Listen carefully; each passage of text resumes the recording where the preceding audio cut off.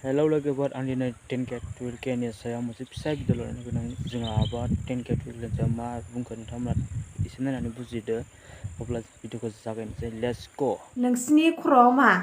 मेलेम दङना गैला जेनेबा नोंसिनियाव नोंसोर मा सानमारखो जेनेबा आंनाव बांद्राय जानला मोनला इफोरबायदि मेसेज कमेन्टखौ दा खालामबाय दाथा मिथिबाय बकाचुदाफोर लाजिनो रोङैफोर मालाया 12K 10K नि फानोब्ला जों बेफोरबायदिखौ नाङा नंखाय बे देहाखौ फाननानै मोननाय थाखाखौ जोंनो नाङा मिथिबाय गावनि बेसेन गोसा देहाखौ फाननानै नंखाय थाखानि थाखाय बिनिफ्राय बांसिन खस्थ' खालामनानै जानाय थाखाखौ जोंनो नांगौबा खस्थ' खालामनानै जागोन नोंसोर मा बुजिदों जेनेबा नोंसिनि साननायानो गासिबो ब्रेनानो नोंसिना गाज्रि जाजोब्बाय मिथिबाय नोंसोरो इसिबां बेसेन गोसा देहाखौ नंखाय थाखानि थाखाय जों फाना आं फाना गुबुना फानोब्ला मिथिबाय बुरबक सुदाफोर बुरबकफोर सासे मानसिया जेनेबा गावनि देहाखौ फानदों कल रेकर्ड ओंखारदों आरो बिनि पस्टआव थांनानै बेखौ बुंहैना बिनि पस्टआव थांनानै बुंहै बेखौ 12K नि बायगोन होननानै 10K नि बायगोन 15K नि बायगोन होननानै जोंनि पस्टआव मानो कमेन्ट खालामनांगौ बेफोरबायदि खर' मेलेम गैयिफोर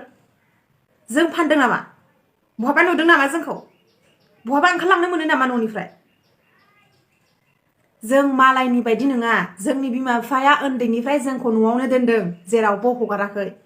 लांदोंबाबो गावजोंनो लांदों मिथिबाय बेरायनो लांदोंब्लाबो गावजोंनो लांदों नाथाय गाज्रि आखलाव लाङाखै जोंखौ बिमा बिफाया दिनै आरो हाबा जानानैबो आंनि हौवाया न'निफ्राय ओंखारहोआ मानो होनोबा बेहा साननाय दं जुगानो बेफोरबायदि जालांबाय अननाय दं आंखौ जाहाथे आंनि हिनजावाबो गुबुनफोरबायदि दाजाथों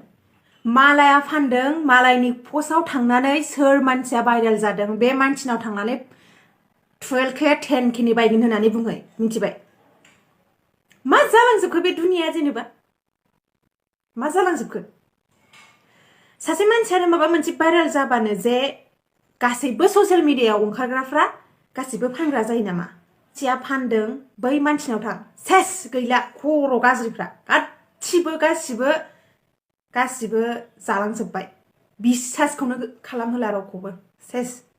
सासे मानसिया फानो भाइरेल खालामनानैबो गालाङो सालाफ्रा सैमानि फिसाफ्रा भाइरेलबो खालामो फानो मालायखौबो बिसास गैयै खालामना गालांजोब्बाय सासे मानसि फानोब्लानो गासिबो फानगोन बे नङा मालाय हिनजावफ्रा मालाय हाबा जाखानाय हिनजावफ्राबो माबा इउटुब खुलिनोसै चेनेल खुलिनोसै बिनि उनाव खारनोसै बिनि उनाव सासे मानसि इउटुब चेनेल खुलिनानै ओंखारोबा हाबा जाखानायब्लाबो सिख्लाबाबो बेबो रेन्डि दिनैनिफ्राय जुदि आंनियाव सोरबा मेसेज कमेन्ट खालामबावनांगौबा बेफोरबायदि थांनानै खासि खालामहैगोन सिनायखा हौवा जाथिफोर मिथिबाय दा सिख्ला समाव बेफोरबायदि ना नोंसोरो फानदोंना हाबा जाखांनानै बुजिगोन नोंसोर मिथिबाय सिख्लाफोरनियावथ' दाग थाखायोना हिनजावफोरनियावथ' दाग थाखायोना नाथाय सेंग्राफोरनियाव दाग थाया बेनिखायनो मा सिख्ला मानसियासो साबधान लासिंसिंफोरखौ जुदि नांथारगौ जायोबा जुलिखौ मानो जाया नोंसोरलाय जुलिखौनो जा गोजोननाय मोनगोन मिथिबाय एसेबां जुदि बेफोरबायदि मानोबा